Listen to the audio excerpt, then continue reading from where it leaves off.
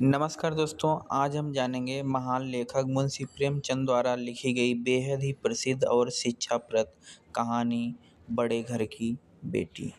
यह कहानी हमें यह सिखाती है कि समझदारी, धैर्य और त्याग से बड़ा परिवार भी एकजुट रह सकता है। अब चलिए कहानी की हम शुरुआत करते हैं। एक गांव में बेनी माधव सिंह नाम का एक जमींदार रहता था। उसके पास पहले बहुत बड़ी जायदाद थी, लेकिन समय के साथ उसकी संपत्ति कम हो गई थी। फिर भी गांव में उनका बहुत ही सम्मान होता था। बेनी माधव सिंह के दो बेटे थे।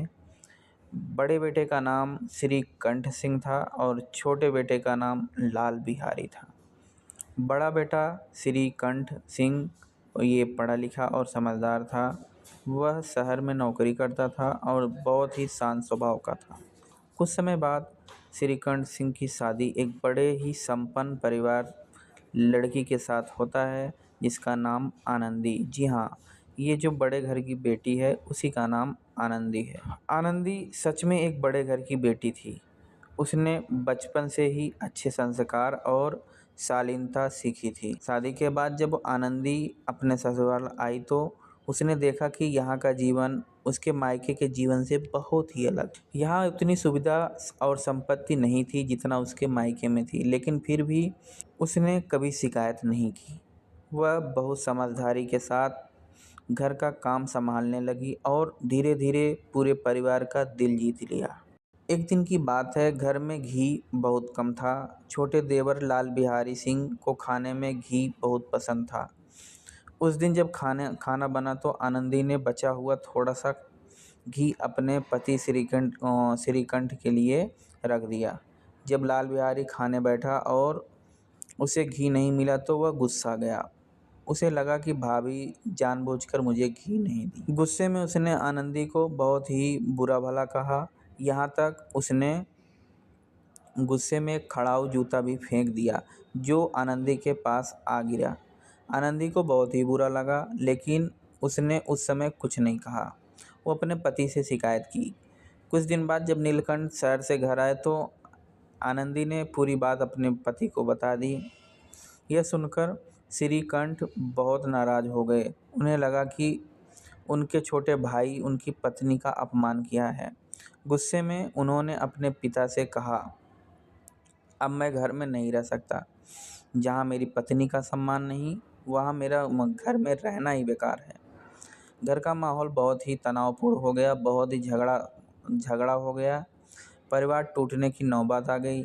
जब यह बात लाल बिहारी को पता चला, यानी उसके छोटे भाई को पता चला, तो उसको बहुत ही पछतावा हुआ।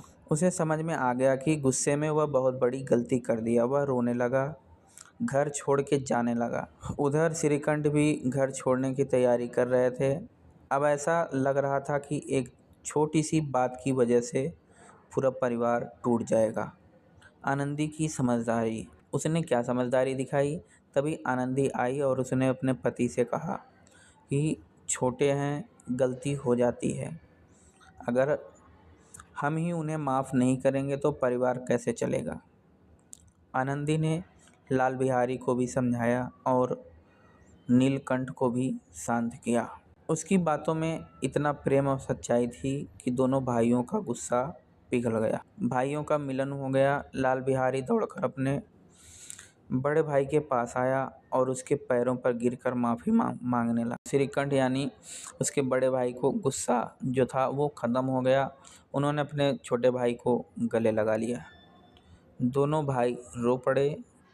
यह देखकर घर के सभी लोग भावुक हो गए और रोने लगे।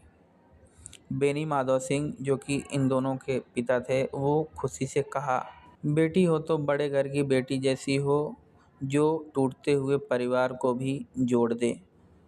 तो फ्रेंड, इस कहानी से हमें ये शिक्षा मिलती है कि गुस्से में लिए गए फैसले परिवार को तोड़ सकते हैं। समझदारी और धैर्य से हर समस्या का हल निकाला जा सकता है। एक समझदार महिला पूरे परिवार को जोड़ कर रख सकती है। फ्रेंड, अगर कहानी पसंद आई तो हमारे चैनल को सब्सक्राइब और वीडियो को लाइक ज़रूर करें। कहानी कैसी लगी कमेंट बॉक्स में ज़रूर बताएं और किस कहानी पे हमें वीडियो बनाना है ये भी बताएं। मिलते हैं नई कहानी के साथ, तब तक के लिए जय हिंद।